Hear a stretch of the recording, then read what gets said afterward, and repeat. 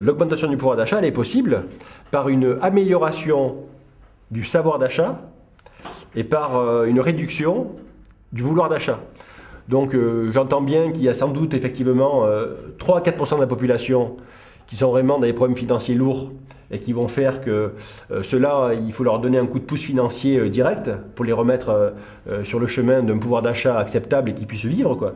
Mais moi je dis que pour la plupart des personnes qui aujourd'hui rencontrent un problème de pouvoir d'achat, il y a vraiment une question de savoir d'achat et de vouloir d'achat. Je pense qu'aujourd'hui il y a beaucoup trop de superflu, qu'on peut aller moins vers le superflu.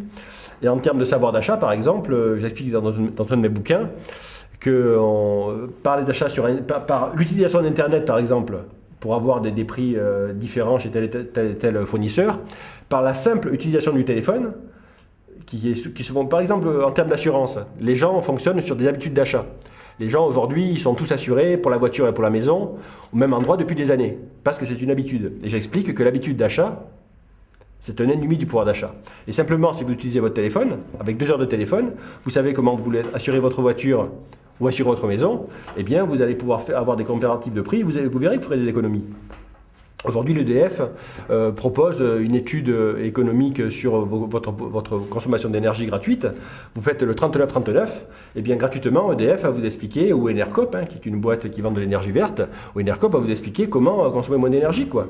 Mais là encore, il y a des potentiels d'économie énormes par notre propre action. Aujourd'hui, dans une maison, allumer, c'est naturel. Nous, on dit qu'allumer, ça doit être exceptionnel, et pas naturel. Il y a des sources d'économie colossales, et dans mon bouquin sur le pouvoir d'achat, j'en ai trouvé 500.